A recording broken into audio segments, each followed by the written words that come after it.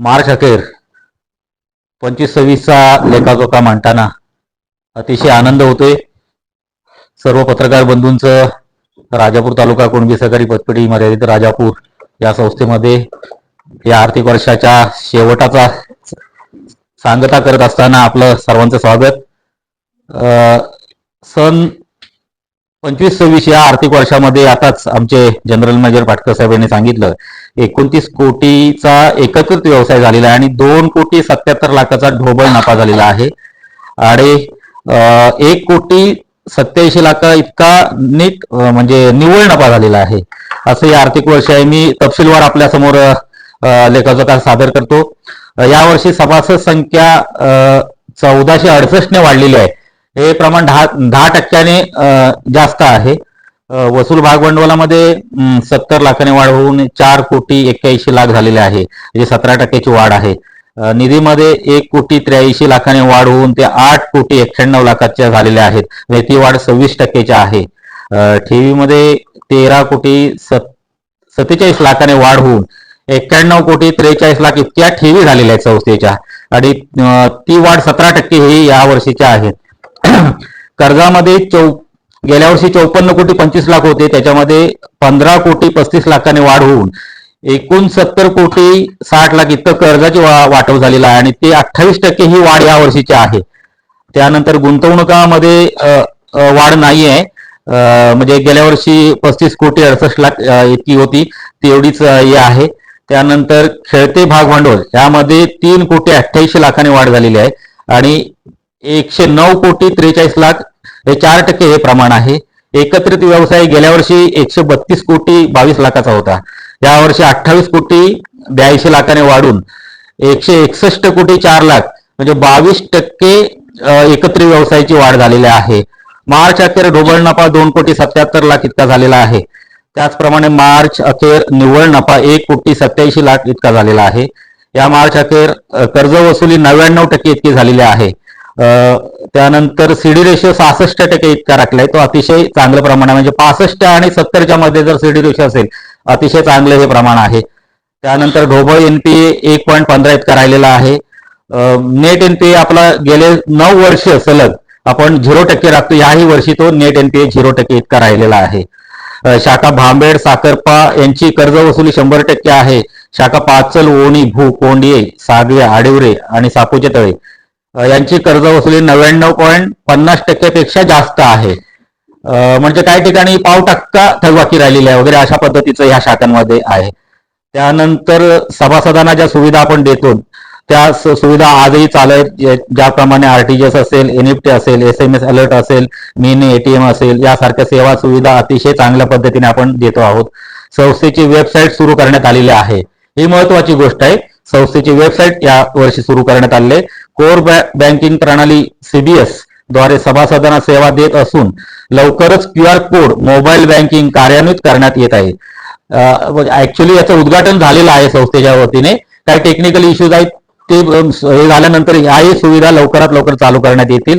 त्याचप्रमाणे आपण गेल्या वर्षी सांगितलं होतं की आपण वार्षिक सभेमध्ये मंजुरी घेतली होती की जिल्हा कार्यक्षेत्र असलेली आपली पतसंस्था यावर्षी संपूर्ण कोकण विभाग, पण त्याच्यामध्ये पालघर असेल, ठाणे असेल, रायगड, रत्नागिरी, सिंधुदुर्ग या जिल्ह्यांसाठी प्रस्ताव गेलेला आहे. तो प्रस्ताव बेलापूर या ठिकाणी कोकण भवनवरून तो पुण्यात गेलेला आहे आणि नजीकच्या काही दिवसांमध्ये, महिने पण नाही म्हणा, काही दिवसांमध्ये चांगली गोड बातमी आपल्या सर्वांसाठी मिळणार आहे की कोकण विभागामध्ये पतसंस्थेची मंजुरी मिळालेली आहे आणि तशा पद्धतीचं कार्यक्षेत्र वाढणार आहे. संस्थेच्या कामकाजाची दखल घेऊन संस्थेला अविज पब्लिकेशन कोल्हापूर व गॅलेक्सी इन्मा यांचा राज्यस्तरीय बँको पुरस्कार तसेच महाराष्ट्र राज्य सहकारी पतसंस्था फेडरेशन यांचा दीपस्तंभ पुरस्कार असे मानाचे पुरस्कार यावर्षीही मिळालेले आहेत. सभासदांच्या सहकार्यामुळे प्राप्त झालेले आहेत.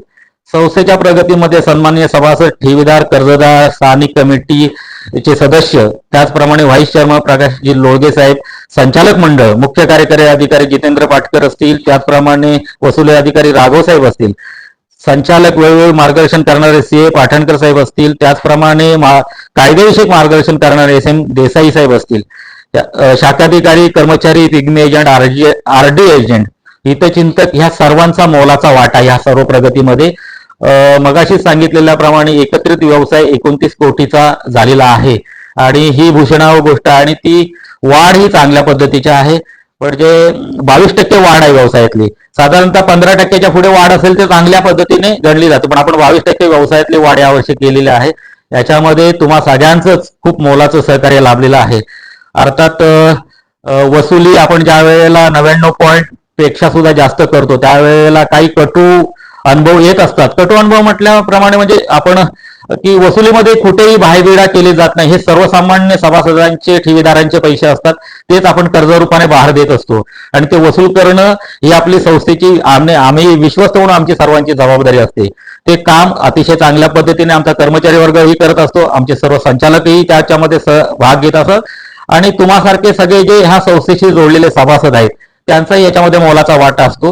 कारण संस्थेचं एक नावलौकिक झालेलं आहे, एक ब्रँड झालेला आहे. तो ब्रँड टिकवणं हीच आमची मोठी कसरत असते म्हणण्यापेक्षा ते आम्ही त्याची जपणूक करत असतो. मी नेहमीच म्हणतो की आमची दैवत या ठिकाणी लागलेली आहेत ज्यांनी संस्था स्थापन केली. ते दादासाहेब नवाळे असतील, त्याचप्रमाणे ल. हातणकर साहेब असतील, सम. कातकर साहेब असतील आणि त्यावेळेचं प्रवर्तक मंडळ असेल आणि अनेक कार्यकर्ते असतील. आता माझ्या बाजूलाच बसलेले आपले उपाध्यक्ष हे त्यावेळेचे खजिनदार होते, पण कुठेही संस्थेच्या याच्यावरती डायरेक्टर बोर्डावर नव्हते कारण ते शासकीय सेवेमध्ये होते. अशी अनेक मंडळी असतील की त्यांनी या संस्थेच्या निर्मितीमध्ये एका उद्देशाने एक सक्रिय भाग घेऊन ही संस्था निर्माण केली 1994 मध्ये आणि 10 रुपयाने चालू झालेली संस्था 10 रुपयाने चालू झालेली संस्था आज 150 कोटीचा टप्पा व्यवसायाने पार केलेला आहे. आता ठेवींचंच बघितलं तुम्ही, साधारणतः 91 कोटी 43 म्हणजे 100 कोटीच्या ठेवी या वर्षामध्ये पूर्ण होतील. आता नजीकचं वर्ष जे चालू झालेलं आहे 1 एप्रिल पासूनच त्याच्यामध्ये 100 कोटीच्या ठेवी निश्चितच पार केलेल्या असतील आणि एक तुम्हा आम्हा सगळ्यांची एक सर्वसामान्य सभासदांची असलेली संस्था अतिशय निकोपपणे आज सहकारामध्ये अतिशय मोठी आव्हानं येऊन टेकलेली आहेत.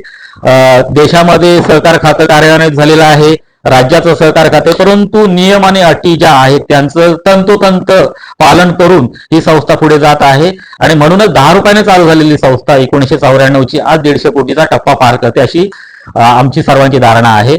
आणि जे नियम आणि अटी ज्या आहेत त्याला कुठेही उल्लंघन होणार नाही याची आम्ही सगळेजण काळजी घेत असतो.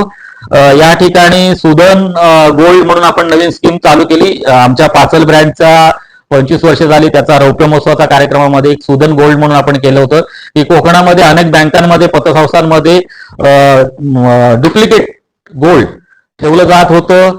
ती एक टोळी होती, त्याच्यामध्ये तुम्ही सगळ्यांनी ऐकलेलं आहे की अनेक पतसंस्था बँका याच्यामध्ये अडचणीत आल्या आणि ह्याची काळजी घेण्यासाठी आपण ही सुदन गोल्ड ही सुदन म्हणजे ती वेगळ्या पद्धतीचं नाव आहे त्या कंपनीचं, ती आपण जॉईन केलेलं आहे आणि त्याच्यामध्ये जर अशा पद्धतीचा काय धोका निर्माण झाला तर 24 तासाच्या आत आपले पैसे संस्थेला मिळतात ह्या कंपनीकडून. आणि ती कंपनी जसं पिग्मी एजंट काम करतात आपल्याकडे, बाजारातून ठेवी गोळा करणं किंवा बचत ठेव गोळा करणं अशा पद्धतीचं काम आपल्याशी करते.